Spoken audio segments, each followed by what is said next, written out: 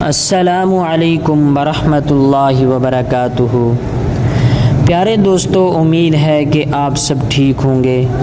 اللہ پاک آپ سب کو خوش رکھے۔ آج کے سبق کے اندر بہت ہی عمدہ خواب کی تعبیر کے بارے میں بات کرنے والے ہیں۔ بڑا ہی خوش قسمت شخص ہے جس نے یہ خواب دیکھا ہے۔ وہ خواب کیا ہے؟ خواب یہ ہے کہ ایک بندہ رات کو سونے کے لیے بستر پہ جاتا ہے۔ کچھ دیر گزرنے کے بعد اسے خواب آتا ہے کہ وہ شخص وضو کر کے مسجد میں آتا ہے، قرآن پاک کی تلاوت کرتا ہے، یا گھر میں ہی تلاوت کرتا ہے، یا قرآن پاک کی زیارت کرتا ہے۔ کیا ہی عجیب خواب ہے! خوش قسمت ہی انسان ہے جس نے یہ خواب دیکھا ہے۔ تعبیر اس کی ماشاءاللہ آپ بھی سن کر حیران رہ جائیں گے۔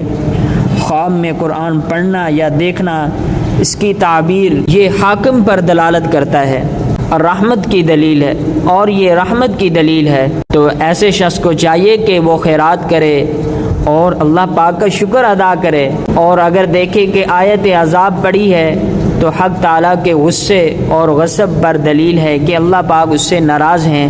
اسے چاہیے کہ وہ توبہ کرے اور حق تعالیٰ کی طرف رجوع کرے۔ اور اگر دیکھے کہ قرآن کے واقعات یا جو اللہ پاک نے مثالیں ذکر کی ہیں ان میں سے کسی آیت کو پڑھا ہے تو دلیل ہے کہ یہ شخص کسی گناہ کے اندر مبتلا ہوگا۔ حضرت ابراہیم کرمانی رحمہ اللہ نے فرمایا کہ اگر خواب میں دیکھے کہ آدھا قرآن مجید پڑھا ہے تو یہ دلیل ہے اس بات پر کہ اس کی آدھی عمر گزری ہوگی، اور اگر دیکھے کہ وہ حافظ قرآن ہوا ہے تو دلیل ہے کہ امانت کو نگاہ رکھے گا، یعنی اسے محفوظ رکھے گا۔ اور اگر دیکھے کہ اس میں قرآن مجید کی آواز سنی ہے، دلیل ہے کہ اس کا کام راہ دین میں نیک ہوگا۔ اور اگر یہ شخص دیکھتا ہے، اگر کوئی شخص دیکھتا ہے کہ اس کا قرآن مجید پڑھتا ہے اور وہ اس میں سے کچھ نہیں سمجھا، دلیل ہے کہ اس کے دل کو غم لاحق ہوگا۔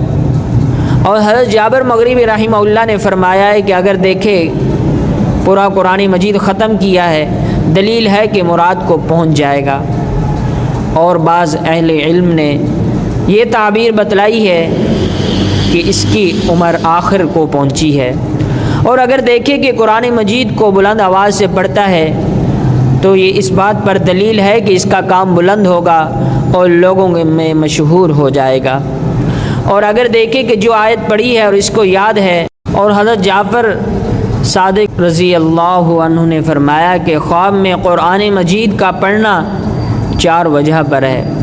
نمبر 1 آفت سے سلامتی پانا، اور نمبر 2 درویشی کے بعد دولت پانا، نمبر 3 دل کی مراد کو پہنچنا، نمبر 4 بیداری اور پرہیزگاری اختیار کرنا۔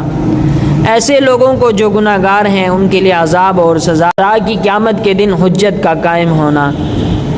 دوستو، امید ہے آپ کو یہ ویڈیو اچھی لگی ہوگی۔ آپ ہمارے چینل پر نئے ہیں تو ضرور سبسکرائب کریں تاکہ ہر نئی آنے والی ویڈیو آپ تک بآسانی پہنچ سکے۔ اگلی ویڈیو تک کے لیے خدا حافظ۔